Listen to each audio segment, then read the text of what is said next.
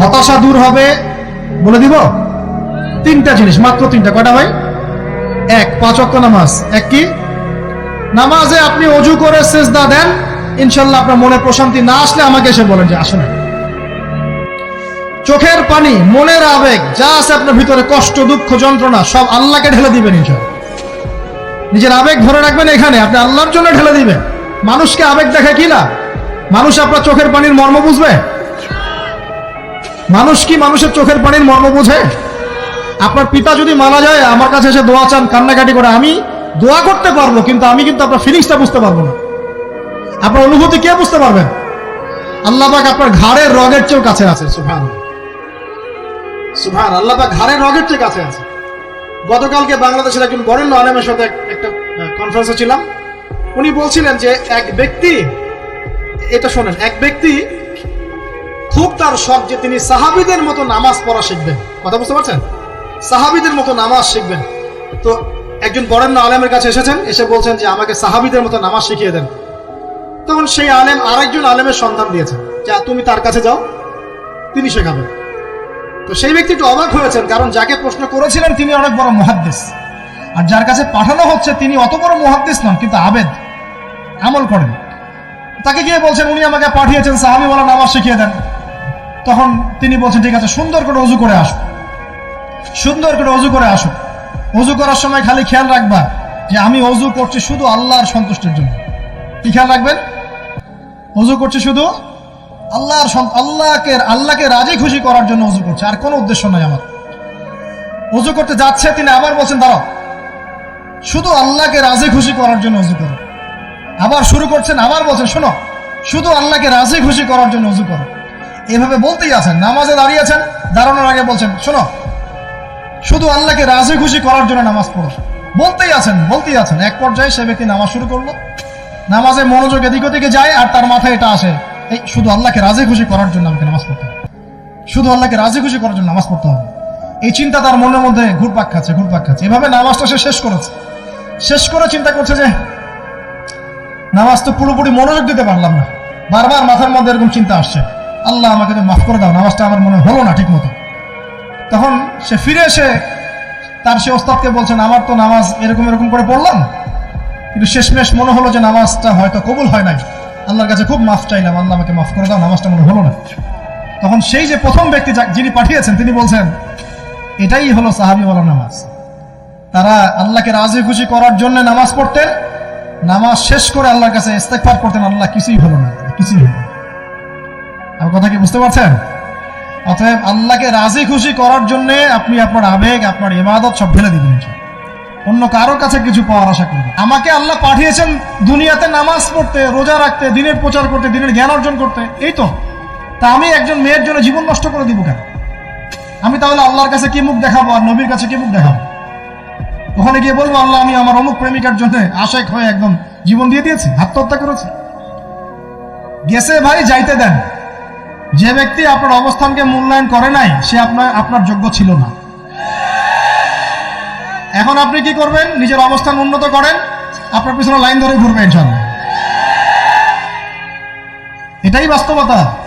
দুনিয়া খুব খারাপ জিনিস।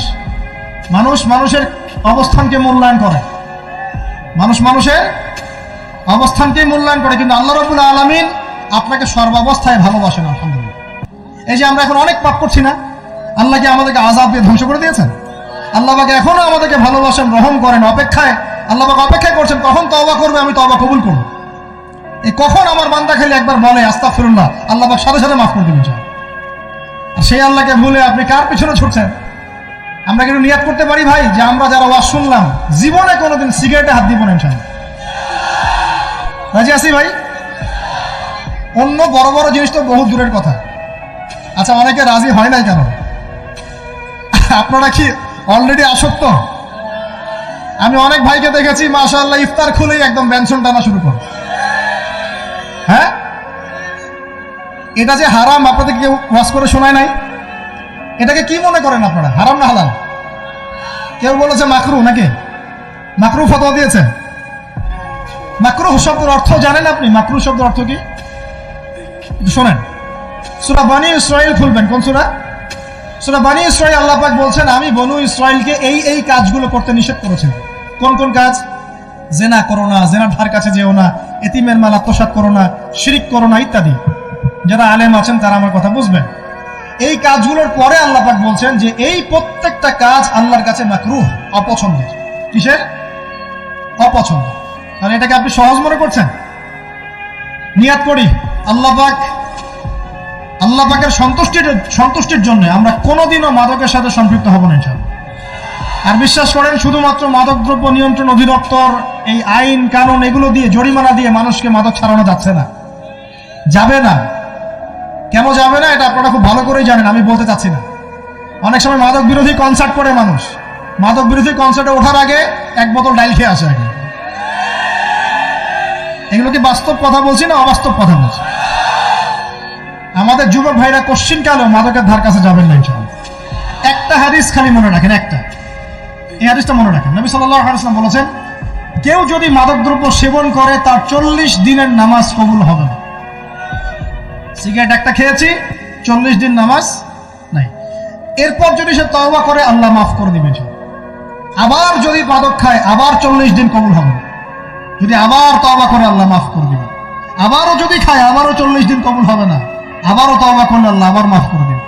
চতুর্থবার সে যদি মাদক খায়, আল্লাহ রাসূল সাল্লাল্লাহু আলাইহি ওয়াসাল্লাম বলছেন, আল্লাহ পাক কিয়ামতের মাঠে তাকে তিনাতুল খাবাল পান করাবেন। কি পান করাবেন? তিনাতুল খাবাল। সাহাবীরা বললেন, ইয়া রাসূলুল্লাহ, এটা কি তিনাতুল খাবাল? কি? নবী সাল্লাল্লাহু আলাইহি ওয়াসাল্লাম বলছেন, এটা হচ্ছে জাহান্নামীদেরকে আযাব দেওয়ার পর তাদের রক্ত মাংসের যে পুঁজ বের হবে, এই যে ড্রিঙ্কস, জাহান্নামের হার্ড ড্রিঙ্কস, এই ড্রিঙ্কস এর নাম হলো তিনাতুল খাবাল। আল্লাহ পাক আমাদের সবাইকে মাদক থেকে বাঁচিয়ে রাখুন। কোন হচ্ছে কোরআন তেলাওয়াত। যে ব্যক্তি কোরআন তেলাওয়াত করতে পারে নিয়মিত, তার মনের মধ্যে এই হতাশা, এই ভীরুতা, এই কাপুরুষতা কিচ্ছু আসবে না ইনশাআল্লাহ। আমি গ্যারান্টি দিচ্ছি আপনাকে, হতাশা আসবেই না আপনার মনে যদি আপনি কোরআন বুঝতে পারেন। কোরআনের একটা আয়াত নিয়ে কোনো সময় দেখা যায় 2-3 ঘন্টা সময় পার হয়ে যাচ্ছে, আয়াতটা ছেড়ে সামনে যেতে পারছি না। কোরআনের ভিতরে ঢুকলে আপনি দুনিয়ায় ভুলে যাবেন কি হচ্ছে আশপাশে। আমি এমন অনেক আলেমকে দেখেছি যে একটা বই, পাতলা একটা বই, আরবি বই নিয়ে পড়া শুরু করেছেন, যে ফজরের পরে জোহরের ওয়াক্ত হয়ে যাচ্ছে, বইটাই শেষ করতে পারেননি। বুঝতে পারবেন না? যখন আপনি ইলমের ভিতরে ঢুকে যাবেন, কোরআনের ভিতরে, হাদিসের ভিতরে, আপনার দুনিয়ার খেয়ালই নাই। একজন আলেম, তিনি এক রাত্রে একটা বই লিখেছিলেন, চটি বই, এক রাত্রের মধ্যে। বলা হচ্ছে, তার সম্পর্কে বলা হচ্ছে যে রাতের খাবার তাকে দেয়া হয়েছে, যে আপনি এটা খেয়ে নেন। খাবারটা পাশেই আছে, খাবারটা খাবো, এটা লিখে খাবারটা খাবো, এরকম তার চিন্তা ছিল। ফজর হয়ে গেছে, বই লেখাও শেষ, খাবার এই অবস্থায় পড়ে আছে, ডুবে গেছেন ভিতরে, খাওয়ার মাথায় খেয়াল নেই। এরকম হয়। একজন মনীষী, বিখ্যাত মনীষী, রিয়াদুস সালেহিন কিতাবের রাইটার, সংকলক আল্লামা নববী রাহিমাহুল্লাহ, এরকম সারা রাত চলে গেছে, পাশে 2টা খেজুর খাওয়ারই সময় পাবে। হাদিস নিয়ে গবেষণা করতে রাত পার হয়ে গেছে। আমি বলতে চাচ্ছি, যখন ইলমের ভিতরে, কোরআন হাদিসের ভিতরে ঢুকে যাবেন, আপনার দুনিয়ার খেয়াল আপনার চলে যাবে ইনশাআল্লাহ। এই টেনশন, হতাশা, এই সেই বা, তখনই আল্লাহ পাক আপনাকে তার পক্ষ থেকে রহমত দিবেন, বরকত দিবেন। আল্লাহ আপনার দুনিয়ার কাজগুলো করে দিবেন ইনশাআল্লাহ। তখন দেখবেন কেউ আপনার দুনিয়ার ওই কাজটা করে দিয়েছে, কেউ ওই কাজটা করে দিয়েছে, কেউ বাসায় খাবার পাঠিয়ে দিয়েছে, আল্লাহ পাকই এগুলো করাই দিবেন ইনশাআল্লাহ। তো প্রিয় ভাইরা, মাদকে যাবো না আল্লাহর কাছে আসবো? 2 নাম্বার কোরআন তেলাওয়াত, 3 নাম্বার আল্লাহর জিকির। 3 নাম্বার কি ভাই? আল্লাহর জিকির। চলতে ফিরতে সব সময় মুখ চলতে থাকবে, মুখ না চললেও মনে মনে মন তাজা থাকবে, মনে মনে জিকির হতে থাকবে। মনে মনে জিকির করতে পারেন? মুখ নড়বে না, কিন্তু মনে মনে আপনার একটা জিকির হতে থাকবে। সুবহানাল্লাহ, আলহামদুলিল্লাহ, লা ইলাহা ইল্লাল্লাহ, আল্লাহু আকবার। করা যাবে? পারে। মানুষের মন কখনো চুপ করে থাকে না, কিন্তু মানুষের মন অলওয়েজ কিছু না কিছু চিন্তা করতে থাকে না, যতক্ষণ না ঘুমায় মানুষ। তো প্রিয় ভাইরা, বেশি বেশি জিকির করব, সুবহানাল্লাহ, আলহামদুলিল্লাহ, লা ইলাহা ইল্লাল্লাহ, আল্লাহু আকবার, লা হাওলা ওয়ালা কুওয়াতা ইল্লা বিল্লাহ, এগুলো চলতে থাকবে। আল্লাহ পাক তৌফিক দান করুন। আমরা আমাদের সমাজে যুবকদেরকে এরকম টিকটকে দেখছি, অনলাইনে আসক্ত দেখছি, জেনায় আসক্ত দেখছি, পর্নোগ্রাফিতে আসক্ত দেখছি। আমরা দেখছি আমাদের যুব সমাজকে মাদকে আসক্ত, কিশোর গ্যাংয়ে আসক্ত। এইগুলো কি আমাদের কাম্য ছিল ভাই? আমাদের কাম্য ছিল? এই অবস্থায় কি যুব সমাজ আল্লাহ পাকের দ্বীনের পতাকা হাতে নিয়ে আল্লাহর জমিনে দিন কায়েম করতে পারবে কিনা একটু আমাকে উত্তর দেন দেখি। এখন এই অবস্থায় পারবে? অতএব অবস্থার উন্নতি করতে হবে কিনা? উন্নতির জন্য রাজি আছে কিনা ইনশাআল্লাহ? আমরা চাই কি আল্লাহ পাকের দিনটা আল্লাহর জমিনে প্রতিষ্ঠা লাভ করুক, আল্লাহর দিন সবার ঘরে ঘরে পৌঁছে যাক, আল্লাহ পাকের দিনের যে সৌন্দর্য সবাই সেটাই, এই সৌরভটা সবাই পাক। আমরা চাই কিনা? সমাজে শান্তি প্রতিষ্ঠা হোক, আবার সেই রাসূলের মতো যুগ চলে আসুক, আমরা চাই কিনা? অতএব আমাদের সবাইকে যৌবনের এই প্রলোভনগুলো থেকে বেরিয়ে এসে আল্লাহ পাকের ইবাদতে আত্মনিয়োগ করতে হবে। আল্লাহ পাক আমাদের সবাইকে তৌফিক দান করুন, বলি আমিন। আমাদের সবাইকে আল্লাহ রাব্বুল আলামিন কুরআন এবং হাদিসের গভীর জ্ঞান অর্জন করার তৌফিক দান করুন, বেশি থেকে বেশি ইবাদত করার তৌফিক দান করুন। আল্লাহ পাক সবাইকে হারাম সমস্ত রিজিক থেকে বাঁচিয়ে রাখুন, জেনা, ব্যভিচার এবং নারীর ফিতনা, মাদক থেকে আল্লাহ বাঁচিয়ে রাখুন। আল্লাহ পাক আমাদের সবাইকে হালাল রিজিক, হালাল সম্পর্ক যথেষ্ট করে দিন। আল্লাহ পাক আমাদের সবাইকে যেন দিনের দাওয়াতের মেহনত করার তৌফিক দান করেন এবং আলেম ওলামার সাথে পরামর্শ করে দিন শেখার এবং বোঝার তৌফিক দান করেন। যুবতী দিনী বোনদের জন্য, এখানে বোনরা আছেন না? আছেন কি না? দিনী বোনরা আছেন? একটা নসিহত দিনী বোনদের জন্য আমি একটা নসিহত করতে চাচ্ছি, একটা নসিহত। আমার এই একটা নসিহত একটু মন দিয়ে শুনুন প্রিয় দিনী বোন।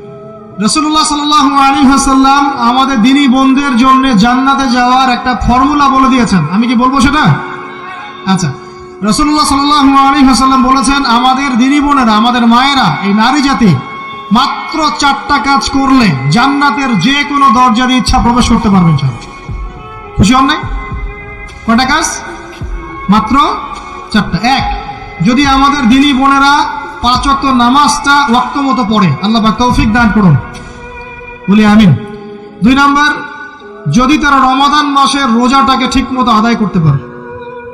1 নাম্বার 5 ওয়াক্ত নামাজ ঠিকঠাক আদায় করা, 2 নাম্বার রমজান মাসের সাওম রাখা, 3 নাম্বার তাদের লজ্জাস্থানের হেফাজত করা, মানে শরঈ পর্দা মেনটেন করা, শরঈ পর্দা মেনটেন করা। এবং আমি বলে দেই, চেহারাটা আপনাদের পর্দার অন্তর্ভুক্ত।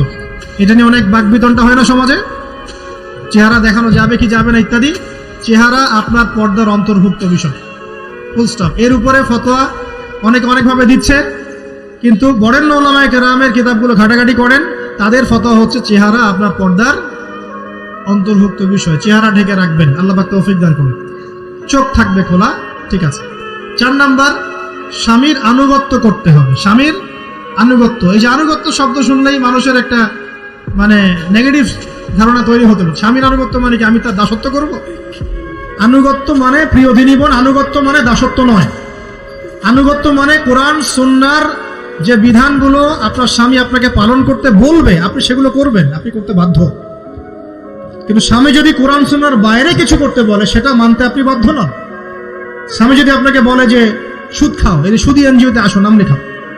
স্বামী যদি আপনাকে বলে যে আসো বেপরদায় বাইরে যাই, সাজুগুজু করে বের হও, চলো ঘুরে আসো বেপরদায়। স্বামী যদি বলে দেবরকে একটু খাবারটা দিয়ে আসো, আমার অফিসের কলিগ আসছে, খাবার পরিবেশন করো, আসো ডাইনিংয়ে আসো। এই যে হারাম কাজ, বেপরদার আদেশ করছে, সুদের আদেশ করছে, আপনি সেগুলো পালন করবেন। কিন্তু হালাল বৈধ যে কোনো বিষয় আপনি স্বামীর আনুগত্য করবেন, এটা আপনার উপর ফরজ। এই 4টা কাজ যদি আপনি করতে পারেন, জান্নাতের যে কোনো দরজা দিয়ে ইচ্ছা আপনি প্রবেশ করতে পারবেন ইনশাআল্লাহ। আল্লাহ পাক আমাদের দিনী বোনদেরকে এই 4টা কাজ করার তৌফিক দান করুন। আমাদের সবাইকে আল্লাহ পাক জান্নাতের জন্য কবুল করুন, বলি আমিন।